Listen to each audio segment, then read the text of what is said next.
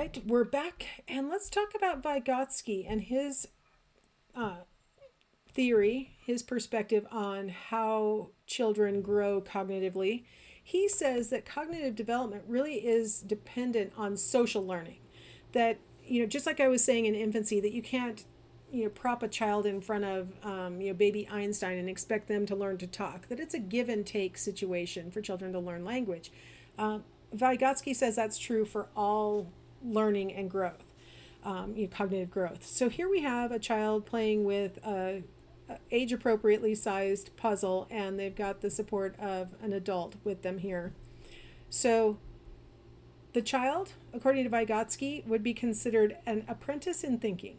So they are, if you're familiar with the term apprentice, they are going to be working with their mentor, which is the role that adults and even older children will play. The mentor can be anyone who's a little farther along in the developmental trajectory. So it could be an older sibling that's going to play with the puzzle with the child, as long as the older child doesn't just make the puzzle. Like a lot of times the older child just sort of marginalizes the younger child and they never get to play. So it needs to be a mentor who is going to assist and train the apprentice. What we're describing here as they are working together is what's called guided participation. As much as possible, Vygotsky says, the mentor needs the apprentice to do as much of the work as they can. The mentor needs to be as minimally involved as possible for the apprentice to be able to make the developmental leaps. What the mentor's job is to provide scaffolding, kind of like, at a building site. So you've got the scaffolding so you can stand on that. And now you can, paint the side of the building or whatever that you couldn't have reached if not for the scaffolding. So what the scaffolding does that the mentor provides is boosts just enough that now the apprentice can complete the task on their own. So maybe in this case, the mentor helped the apprentice to sort the pieces into, edges and not edges, or helped to guide the apprentice into sorting the pieces into, the ones that have blue in the background that indicate sky and the ones that have green in the background because it indicates grass or something like that. The mentor provides just enough scaffolding so that then the apprentice can complete the task. Now, what we're witnessing here, this particular puzzle that's appropriate for this child with the correct number of pieces that are large enough for the child to be able to manipulate them and stuff, being in this zone of proximal development. This is an environment where this child has the best chance of actually being successful and moving to the next stage of development because they were able to accomplish this task with minimal scaffolding.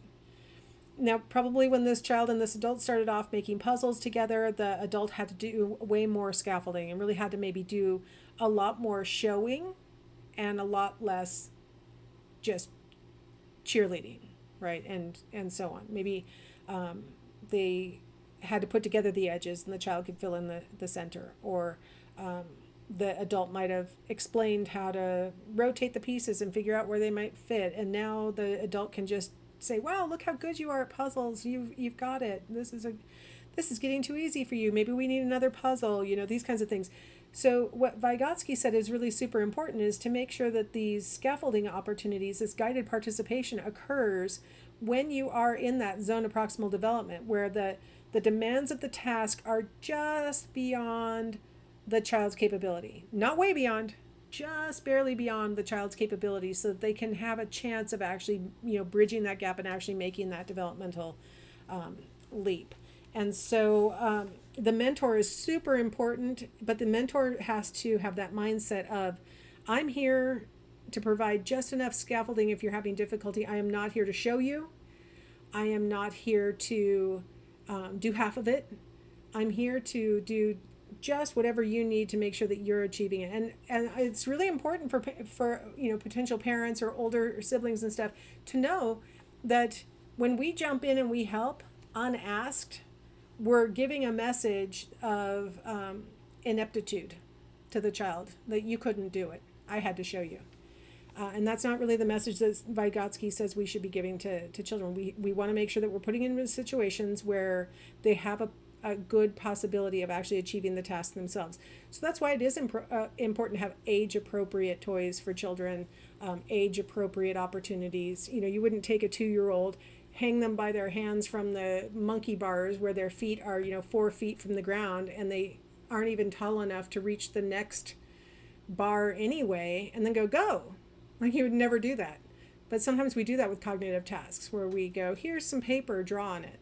And the child's like, I don't even know how to handle a pencil, and let alone take something that's in my head and put it onto paper. Like, I need some scaffolding. Help me out. Like, get me a coloring book or draw me something with outlines and tell me, here's some big fat crayons and I can color it, something like that. We want to make sure that we're giving them a zone of proximal development where they have a high probability of success. Now, some of the risks of social learning that not only did Vygotsky raise, but other people have pointed out, is that children may engage in what we call over-imitation. What you're seeing in this picture is an experiment where they had the adult show the children how the box opens. And what you can see, it's like a paper mache box. It looks like it's metal, but it's not. It's a paper mache kind of really lightweight box. And what you can see in the top right of the box, I'll use my pointer, hopefully you can see it, is that there are these two little rods that are actually holding the box together. So if you pull those two things out, then you can lift the lid. But what the adults did was they took that blue plastic rod and they waved it over the box. Then they pulled those two pieces out and took the lid off. And what they found is that every single child waved the blue wand, then pulled the two rods. They were more than happy to imitate these completely irrelevant behaviors. That blue rod, you and I know, has nothing to do with the opening of the box, but the child was like, well, apparently you have to do that. So when we're doing social learning with children, if we're doing something that we know doesn't really need to be done, like, for example, let's say that you've got your 4-year-old in the kitchen and you're going to make cookies together. So you got your child dutifully standing on their step stool, and you've got all the measuring cups out, and you're going to be measuring out the flour and things with the child. And let's say your flour canister doesn't have enough flour to actually make this recipe, so you have to get a new package of flour out and put it in the canister. The child may think from now on we always have to fill the canister before we can make cookies. Like, literally, they'll think this is part of the act of making cookies, is that we have to fill the canister. It's irrelevant to making cookies in general. It was relevant this time because I was out of flour, but it's not something we always have to do. And so it can cause them to be kind of fixed in their thinking and think, well, everything has to be done the same way every time. My granddaughter thinks that we can't make cookies unless she has her apron on. My mom made her an apron, and she loves the little apron. And if I forget that she needs to put her apron on, because I'm not that kind of gal, but my mom is. So my granddaughter now is like, no, we can't. Where's my apron? Like, okay, I forgot. Irrelevant stuff is part of the whole sequence for you. I mean, it's not, and then she thinks taking off the apron when they go into the oven is part of the whole thing. And if I forget to take her apron off, she's like, no, I got to take my apron off. So definitely thinks it's all part of making cookies, is putting on the apron, taking off the apron. So some of it's cute and adorable. Like, my mom loves it that she wants to wear her apron every time. Some of it, if you start like sort of multiplying it out in the real world, they may be doing things that are unnecessary for tasks to be completed because they think it's part of the task. That's the point. And then the other thing that is risky about imitation as a way of learning, this kind of social learning, is that oftentimes children could be much more creative if we left them alone with objects and let them figure out what they want to do with the objects. If we as adults show them how it's done, they think that's how it's done and that's all it can ever be, and this is how you play with it. And so they're a lot less creative. They've done experiments where they've put a child alone in a room with a new toy, and they've put a child together in a room with an adult and a new toy.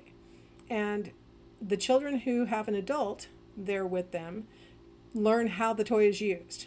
And this is what you do with the toy. The children who are left alone with the toy oftentimes do a variety of different things with the toy than what it was the intended purpose of the toy. In the long run, you might think, so what? The toy was designed to be played like this. But it may be a way of us, sort of through social learning, cultural learning, helping children to home in on only doing the things that everybody else does. Like only do what it's, you know, designed for, what's sanctioned or what we all approve of. And it can really squelch later creativity if we're all just doing the same thing. Like, isn't that the definition of creativity, is coming up with a novel use or a novel solution, like that. And so it does have potentially big impacts on, you know, down the road logic that a child might display. All right, let's go ahead and take a break here because we're going to shift topics into moral development. So I'll see you in the next video.